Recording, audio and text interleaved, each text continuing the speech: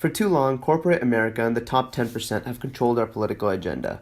Due to this, income inequality has been on the rise, and as of right now, the top 1% control 38.6% of America's wealth, and the top 10% now control 77.2% of America's wealth. For decades, the government has been alienating the people that really need help, the middle and lower classes.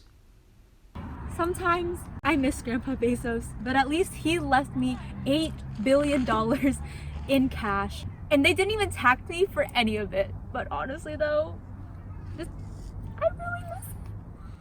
It's like, Well, under the Freedom Coalition, we'll make sure that never happens anymore. When we have control of the executive and legislative branch, we'd implement a variety of regulations and taxes to ensure that innocent Americans in low-income situations have more opportunities to be successful. For example, we'd implement a small 10% value-added tax, one that would be too small to strongly affect a company's profit, but one that would raise $750 billion towards our federal budget.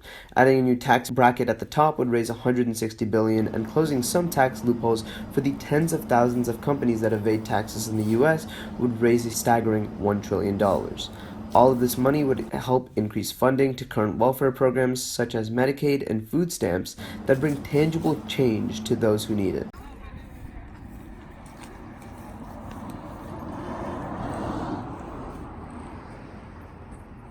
You might have heard a lot of stuff from our friends over in the Patriot Party, running on a platform of lower taxes and the United States first. Is this who we want in power? Those who want to lower taxes to pander to the upper classes? Those who brush aside global issues and concerns and deceive voters with lies about putting America first? And the leader of the Patriot Party, who, in a recent interview, stated, "The strong win, the weak perish."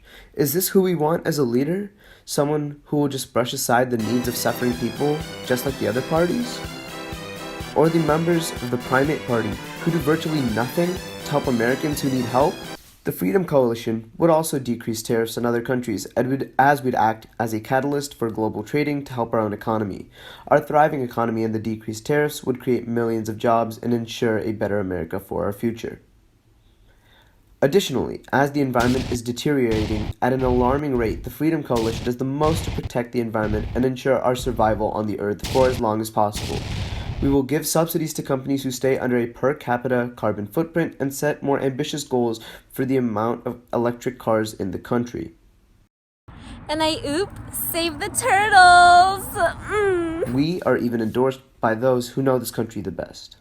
My name is Mr. Mock and I support the Freedom Coalition, and you should too. Hi, I'm a proud member of the coalition, and it's the best decision I ever made.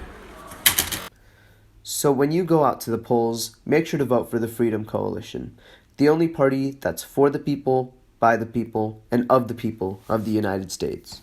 Thank you.